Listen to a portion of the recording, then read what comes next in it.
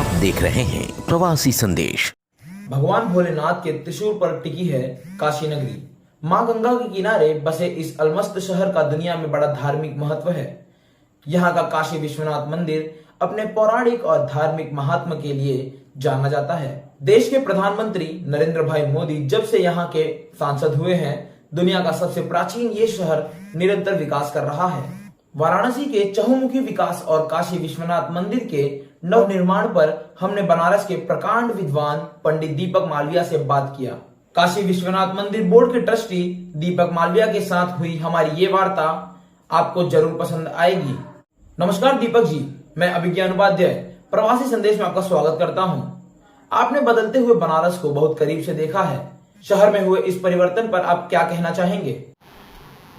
काशी को भगवान शिव ने अपने विश्राम के लिए माता पार्वती के साथ में इसका निर्माण किया था। दुनिया की यह सबसे प्राचीन शहर है और जब पृथ्वी पर अन्य स्थान नहीं हुआ करते थे तभी काशी का जन्म हो गया था।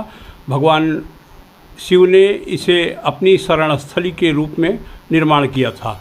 उस समय गंगा का जो उद्गम था, यहाँ पर गंगा उत्तर वाहिनी है, ऐसा अन्य जगहों पे नहीं है। काशी में गंगा उत्तर की ओर बहती है और शास्त्र में जैसा वर्णन है कि आनंद बने महाशमशाने, तो आनंद नाम का वन था। भगवान के चरणों में गंगा कलकल बहती थी और उन्हें प्रणाम करती थी और साथ में आनंद कानन वन था। चंदन के वृक्ष थे, चारों ओर जंगल थे और बगल में ही मणिकर्णिका पर महाशमशान था। ऐसा हमारे यहाँ शास्त्रों में वर्णन भी है कि नहीं मणिकर्णिका समो तीर्थ। ब्रह्मांड में सब जगह जो है, हर जनपद में हर जिले में शमशान होते हैं, लेकिन काशी में महाशमशान है और वहाँ पर भगवान भूत भावन विश्वनाथ स्वयं निवास करते हैं।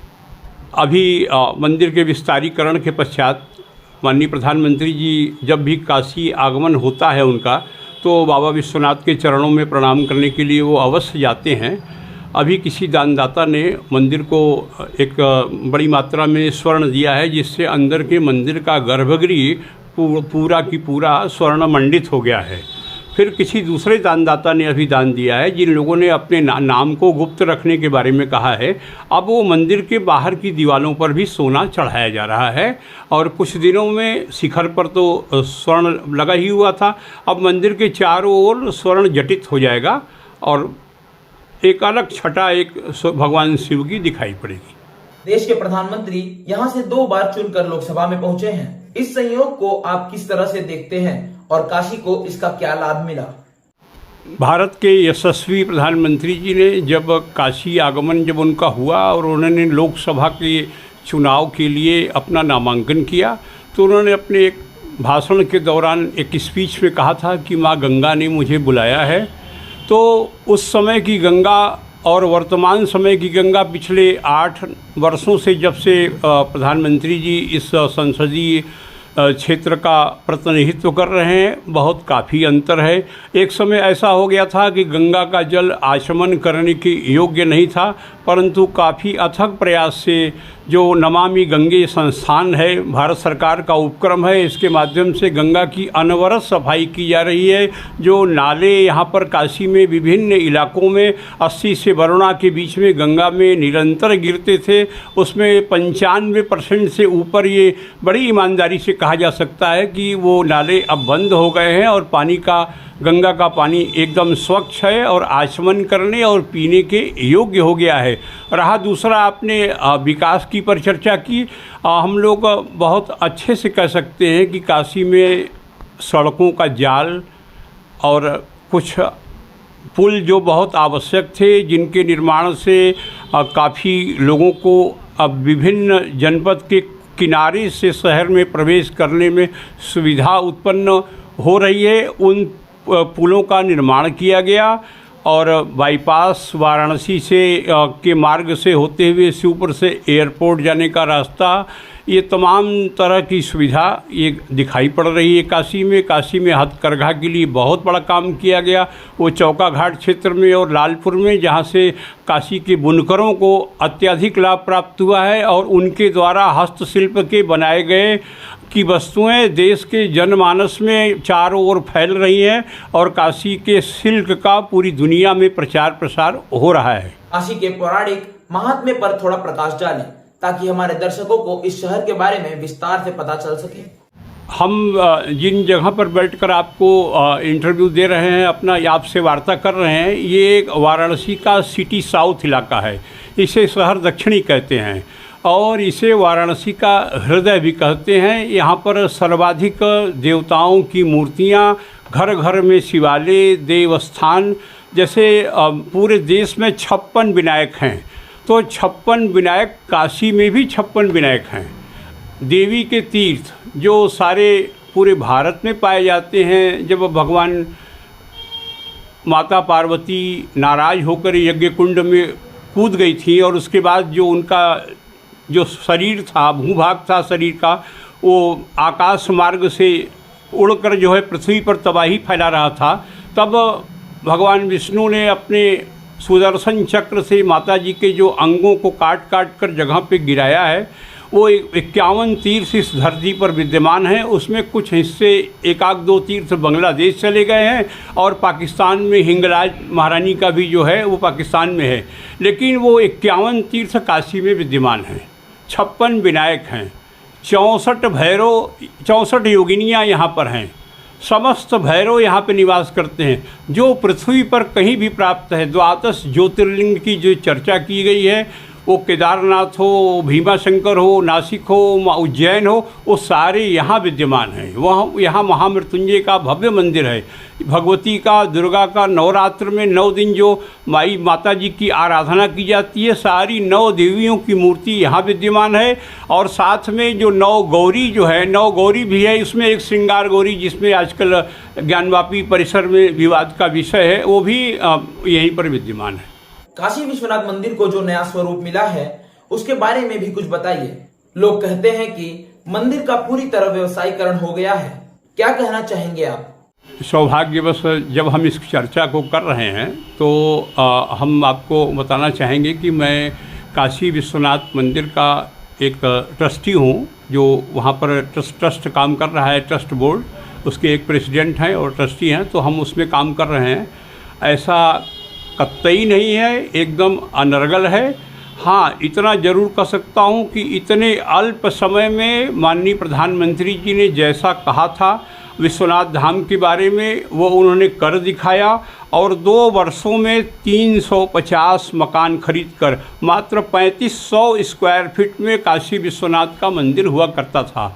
जब श्रावण का महीना होता था तो जो परिक्रमा मार्ग था उसमें परिक्रमा करने से लोगों को डर लगती थी और लगता था कि दम घुट जाएगा भीड़ में। आज काशी विश्वनाथ मंदिर के पास 1.5 लाख स्क्वायर फीट ज़मीन है, साथ में 350 मकानों को खरीदा गया। किसी के साथ कोई ज्यादती नहीं की गई, उन्हें मनचाहा मूल्य देकर उसे लिया गया और अद्भुत विकास किया। माता गंगा को बाबा विश्वनाथ के चरणों में फिर लाके दिखा दिया प्रशासन को। कोई वहाँ पर व्यावसायिक व्यवस्था नहीं है, गरीब आदमी भी दर्शन करने के लिए जा सकता है। अन्य मंदिरों के लिए इतने रख रखाव के लिए धन की आवश्यकता होती है, इसलिए मंदिर में एक सुगम दर्शन की परंपरा को प्रारंभ किया है, जिसमें 300 रुपये का टिकट देकर पूजा की सामग्री के साथ एक ब्राह्मण भी दिया जाता है शास्त्री, जो दर्शन करा के पूजा का प्रसाद आपको सौंप देता है। अन्य कोई कमर्शियल व्यवस्था मंदिर प्रांगण में आज जरा भी नहीं है। यह कहने में मुझे कोई भी गुरेज नहीं है, यह सत्य है और इसका मूल्यांकन किया जा सकता है। काशी विश्वनाथ मंदिर पर किस तरह की प्रशासनिक व्यवस्था है, कुछ बताएं। काशी विश्वनाथ मंदिर का न्यास का एक्ट है, जो उत्तर प्रदेश सरकार के अंतर्गत कार्य करता है। काशी विश्वनाथ मंदिर में पुलिस विभाग के कर्मचारियों की ड्यूटी है, परंतु अंदर दर्शन कराने में गर्भगृह में उनका कोई स्थान नहीं है। वो काम मंदिर के सेवादार, मंदिर के पुजारियों के द्वारा ही कराया जाता है। एक लाइन क्यू लगाने की व्यवस्था उनके जिम्मे है, प्रशासनिक व्यवस्था को देखने की उनकी जिम्मेदारी है। हमारे यहाँ मंडलायुक्त वाराणसी कमिश्नर इस संस्था का हेड होता है, जब न्यास का अध्यक्ष नहीं होता। न्यास के अध्यक्ष होने पर न्यास के अध्यक्ष के साथ कमिश्नर महोदय कार्य करते हैं अपना, और सभी बातों का मूल्यांकन करके समय समय पर जो आपकी न्यास की डिमांड होती है, जो ज़रूरत की आवश्यकता होती है, उसकी पूर्ति करते हैं। साथ में उनके अंतर्गत एक मुख्य कार्यपालक अधिकारी होते हैं जिन्हें हम सीओ कहते हैं, जो हमारे यहाँ मंदिर के बाहर एक चित्रा सिनेमा पूर्व में हुआ करता था, उसी में वो बिल्डिंग में वो बैठते हैं। 15-20 एम्प्लाई वहाँ काम करते हैं, क्लर्क हैं।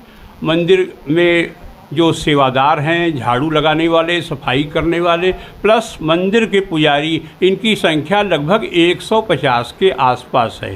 सारे लोगों का समय समय से वेतन का निस्तारण मंदिर के सीओ द्वारा किया जाता है। अन्य कर्मचारियों में कुछ अभी नई नियुक्तियां होने को है, क्योंकि अब मंदिर का परिसर बहुत बड़ा हो गया है, तो शासन से उसकी अनुमति मांगी गई है और एक प्रस्ताव बनाकर वहां भेजा गया है।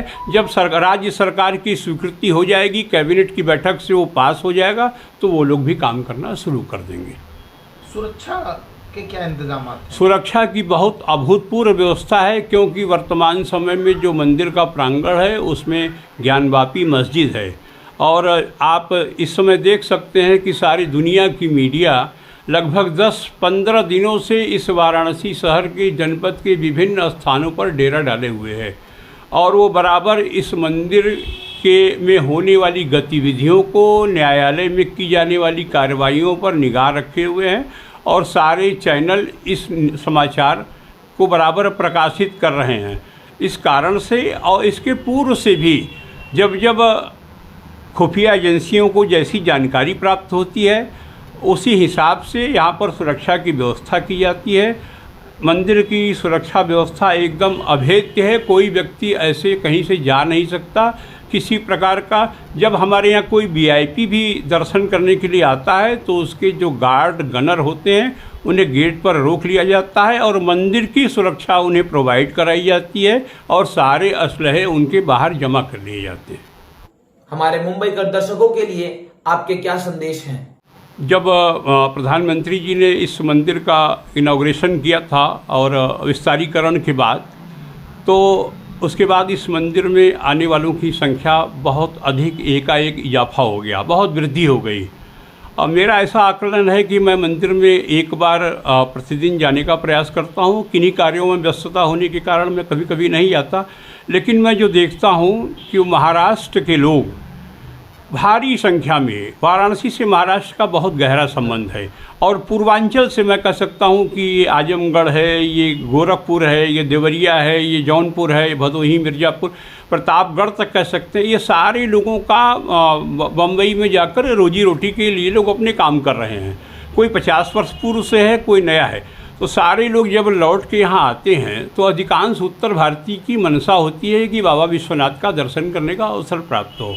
तो बाबा विश्वनाथ का दर्शन करते हैं, और सारी सुविधा उनको प्राप्त हो रही है। वैसे भी आरंभ के दौर से, क्योंकि इस मंदिर का निर्माण, और जब अकबर के कार्यकाल में जब एक बार इस पर आक्रमण हुआ था, इस पर 9-10 बार आक्रमण हुए थे। जो आक्रमण हुआ था, तो जो अकबर के जो सहयोगी थे राजा टोडरमल, उनके दिशा निर्देश पर नारायण भट्ट नाम के एक मराठी ने इस मंदिर का पुनर्निर्माण कराया था, ज्ञानवापी और विश्वनाथ का।